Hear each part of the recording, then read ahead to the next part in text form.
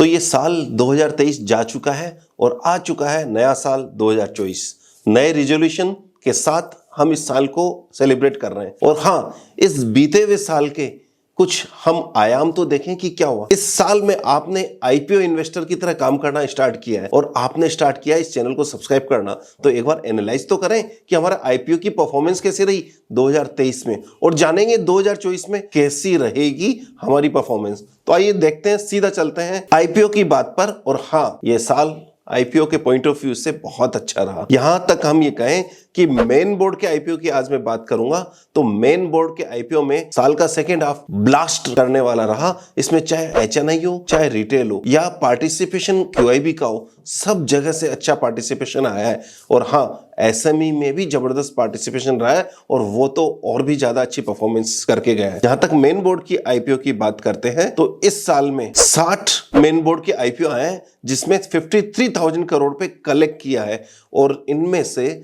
यदि हम एवरेज निकालें तो 890 करोड़ रुपए एक आईपीओ ने एट एन एवरेज कलेक्ट किया है। जहां तक हाईएस्ट सब्सक्रिप्शन की बात है तो इसमें बाजी मारी है मोती सन्स ने, जो 173 टाइम्स सब्सक्राइब हुआ था। और जहां तक पुअर सब्सक्रिप्शन की बात है तो यहां 0.53 टाइम सब्सक्राइब हुआ है रेडियंट कैश का। तो जहां तक रेडियंट कैश की बात है 0.53 सब्सक्राइब हुआ, लेकिन सेबी का एक रूल है, यदि 90% से कम सब्सक्रिप्शन आईपीओ को मिले तो आईपीओ कैंसिल कर दिया जाएगा। तो ऐसे में रेडियंट कैश ने क्या किया कि अपने आईपीओ की साइज को कम करके पैसा रख लिया। और यहां एक और बात मेंशन करूंगा, एक आईपीओ आया था पीकेएच वेंचर जो 0.65 टाइम्स सब्सक्राइब हुआ था। ऐसे में कंपनी के बोर्ड ने डिसीजन लिया कि उनको ये आईपीओ नहीं रखना है, उन्होंने आईपीओ को विड्रॉ किया और पैसा कंपनी के इन्वेस्टर्स को वापस से दे दिया। और अल्टीमेटली ये आईपीओ बाजार में नहीं आया, नहीं ये शेयर बाजार में लिस्ट हुआ। इस साल का सबसे बड़ा आईपीओ रहा है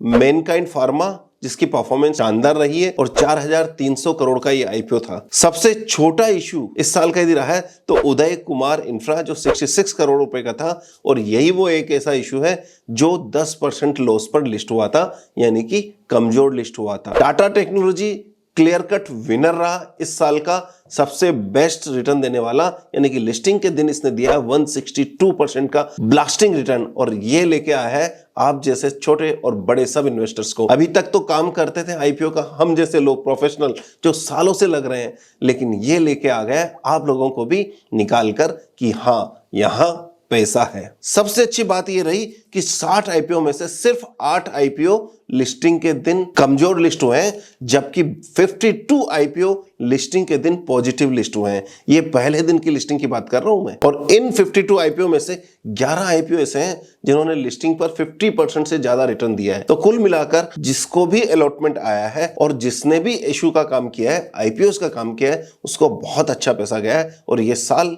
बहुत अच्छा गया है। जहां तक लिस्टिंग की बात है, लिस्टिंग में top performing IPO Tata technology का रहा, लेकिन लिस्टिंग के बाद में बेस्ट परफॉर्मिंग आईपीओ रहा इरडा का। आज की परफॉर्मेंस के हिसाब से देखें, इशू प्राइस से 220% का इसने गेन किया है, जबकि टाटा ने सिर्फ 162% का गेन किया था। और सबसे बढ़िया बात यह रही कि इस 60 इशू में से सिर्फ 4 इशू ऐसे हैं जो आज डिस्काउंट में ट्रेड कर रहे हैं, सिर्फ 4 इशू। और जिसमें हाईएस्ट लॉस यदि किसी में है तो वो है 13% का लॉस है। तो इसका मतलब कोई बड़ा लॉस नहीं निकला है। यदि किसी ने इशू लगाने का, आईपीओ लगाने का काम किया और आईपीओ इन्वेस्टर बनाया तो ये साल उसके लिए बहुत अच्छा गया है। जहां तक अगले साल की बात है, अगला साल इस साल से बेटर रहने वाला है। तो ऐसे में इस साल का रिजोल्यूशन क्या होना चाहिए आपका? आपको नंबर 1 क्लियर बात ये रखनी है कि जैसे जैसे बाजार तेज हो रहा है, बाजार में आपने देखा कि मिड कैप और स्मॉल कैप एक रिच वैल्यूएशन पे पहुंच गए हैं। तो 6 मंथ डाउन द लाइन कभी ना कभी एक टाइम ऐसा आएगा जब इसमें प्रॉफिट बुकिंग आएगी और डीप प्रॉफिट बुकिंग आएगी। तो आपके लिए एक अपॉर्चुनिटी है कि यदि बाजार इस समय तेज है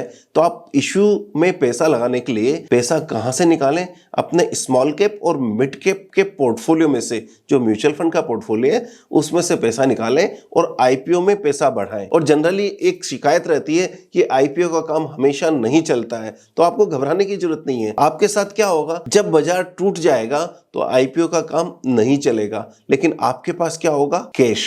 कैश इज किंग। उस समय जब टूटे हुए बाजार में जब आईपीओ का काम बंद हो जाएगा तो आप वापस से इन्वेस्टमेंट कर सकते हैं उन्हीं म्यूचुअल फंड्स में जिसमें आप आज एग्जिट कर रहे हैं।